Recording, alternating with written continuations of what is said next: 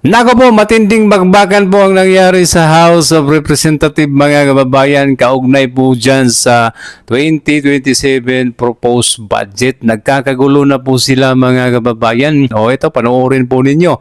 Question po ni Nabotas Representative Toby Chanco, itong si House Appropriation Chairperson Mika Swansing mga kababayan, bakit hindi dinaan sa plenary budget deliberation itong 2027 proposed budget mga kababayan.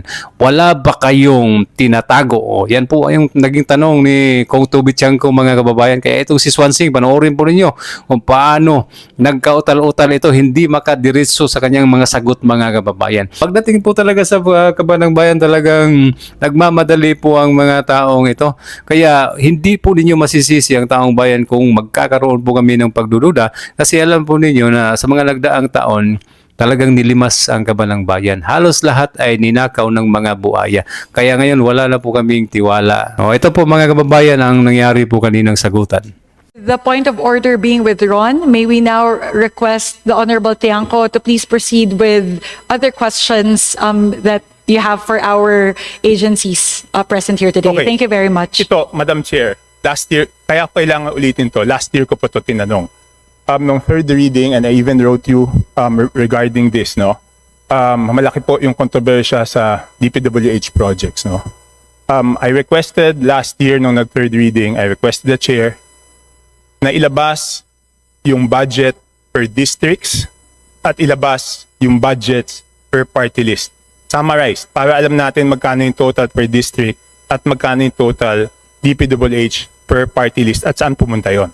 Ngayon lumabas na po yung NEP ng DPWH. I am requesting again na sa NEP pa lang, i-post po natin sa ating website yung budgets per district para makita ng lahat yung mga budget ng DPWH per district at yung budget ng DPWH per party list at saan po ito napunta. Sasabihin ulit, hindi po ito kasama sa DBCC. Pero kailan pa ako magkakaroon ng opportunity? Last year, tinanong ko yan nung third reading. Sumulat ako hanggang ngayon, walang sagot for the 2026. So palampasin na natin yung 2026. 2027, bakit hindi po natin, kung talagang gusto natin ng transparency, bakit hindi natin ipakita magkano ang budget per district, magkano ang budget per party list, at saan po ito napunta? Representative Tiangco, what is contained in the NEP? In the NEP itself, if you would look at the budget of DPWH, meron na rin naman pong mga totals doon per DEO. So there's a regional total. There's also a total per district engineering offices. So those information are actually already contained in the NEP itself and later on when the HGAP is filed. Hindi po kaya i-total yun ng ordinaryong mamamayan, Madam Chair. 772 pages yun. Hindi mahahanap yun. Why don't we make it easy for them na ipakita, okay, simula sa distrito na to, ito total budget, ito mga proyekto, ito total budget, ito. Tsaka doon, can you tell me, paano po hahanapin doon yung pinopose ng party list? How will we know sinong party list ang proponent doon sa budget na yon kung hindi po natin ilalabas? Representative Tiangco, again, there are no proponents for the project. So like if you would look at the HGAB and the NEP, you would see that there are totals per district engineering offices. So there is actually no way to us to be able to create a summary of what are proposed by party list members as opposed to district representatives because there are no such thing as. Meron po yan, Madam Chair. Hindi naman tayo pinanganak ka. But again, po, the information that is being asked for, which would be the summary of the budget per district engineering office, per regional office, they're all contained there in the NEP. Within the DPWH budget itself. Makikita nyo po yun, naka-separate out po yan sa NEP. Within the DPWH budget, you already have the totals per district engineering office, and in the annexes, you have there the line items in terms of the project. So, lahat po ng impormasyon na yun, nandun na po yun sa NEP at sa HGAB. Madam Chair, nakasulat po yun sa NEP, pero hindi po naka-total per district. Kaka-check ko lang po. Anyway, yun lang po hinihingi ko. So, pwede bang kasi yung DPWH budget is 772 pages. So kung hahanapin po yan ng mga kababayan natin, mahihirapan po sila. Hindi ba po pwedeng padaliin natin, ihiwalayin lang natin yung mga proyekto per district? Yun lang po ang hiling ko. Pwede po ba?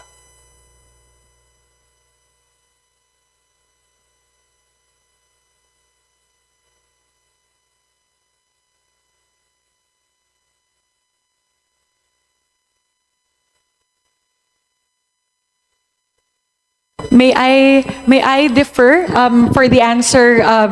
The expert on the matter, the vice chairperson of the Committee on Appropriations, defending the budget of the Department of Public Works and Highways, Representative Romeo Momo, to respond to the query of the Honorable Chanco. Yes, Madam Chair, thank you. Ang totoo lang, in every DEO, mayroon tayong total budget and then mayroon ding nakaline ng mga projects, no? So, ang ibig sabihin siguro ni Honorable Chanco is yung mga nakalagay ng mga project ang ipa-scale natin, ano, i-post natin. But yung projects na yun madaling hanapin sa mga DEOs, no? DEOs natin, in fact, sa mga accounts ng mga DEOs, yung mga yung Facebook accounts ng mga DEOs, nandoon naka-post yung ating mga projects. Madam Chair, hindi po para sa atin yun, para sa kababayan natin, para madali nilang makita. Hindi po para sa akin. Dahil tayo, pag hiningin natin sa DO, ibibigay. Pero may mga projects po na nasa NCR, nasa region. Hindi po siya nakatotal per district. Pero dapat yun, pasok dun sa district. So ang hinihingi ko lang po is pagsamahin, simplihan, para makita ng kababayan natin ano po yung budgets per district. Yun lang po. Well, I think, Madam Chair, yung pinapost naman din ng mga regional offices at saka region is not for us, congressmen, but it is for everyone, especially doon sa constituents natin, doon sa ating mga distrito.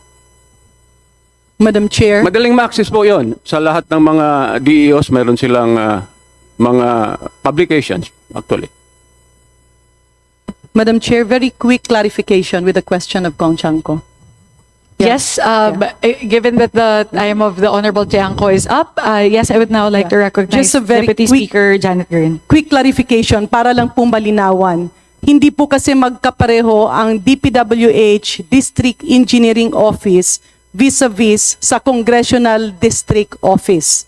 And sometimes it's a misnomer kasi yung ibang congressional district, akala mo halos walang budget, but actually hindi kapareho nung District Engineering Office and yung Congressional District Office. So if I may, Madam Chair, may we request for purposes of answering the Honorable Chanco that he be instead furnished a total allocation on a regional basis that will be more reflective of equitable distribution if indeed it is. Madam Chair, since the Honorable Garina replied to my manifestation, can I be given a chance to reply? Yes. Go ahead, Representative Chanco.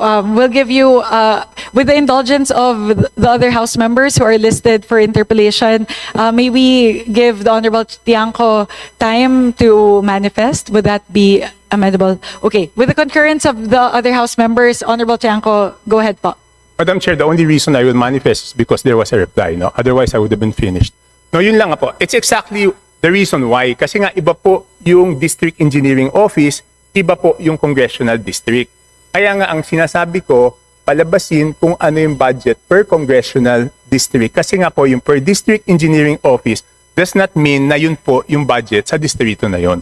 So yung sinasabi po ni Congresswoman Garin, yan po ang precise reason na gusto ko hiwalay siya per district. Yun lang po, Madam Chair. Thank you, Representative Tiangco. Thank you, Representative Garin. We will again relay this. Madam This is a Chair. matter for DPWH. Madam Chair, Yes, Representative Arisa. very brief interjection. Importante lang po. I think the DBCC can answer that question. Kasi dumadaan lahat ng budget, binabawasan nga nila yung allocation. For example, for DPWH, may mga regional, national, district allocations. So ano pong basis ng DBCC? Anong parameters in determining ano yung mga proyekto na importante in terms of need, in terms of population, in terms of land area? Ano po ba ang basis nitong mga allocations na ito per district, per region?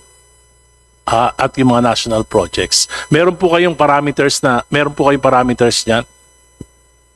Okay, we'll allow Secretary Kim to respond very quickly, and then we'll move to our next interpellator from the majority. Go ahead, Sec Kim. Madam Chair, Your Honor, as to the evaluation metric used, well, number one po, as per our evaluation, ang natanggap po natin ng mga proposal mula sa DPWH ay naka-arrange according to the implementing unit, which are district engineering offices. So ito po yung ating ginamit sa pag-evaluate, gayon din po sa paglagay po at pagrekomenda ng amount na napunta po sa National Expenditure Program.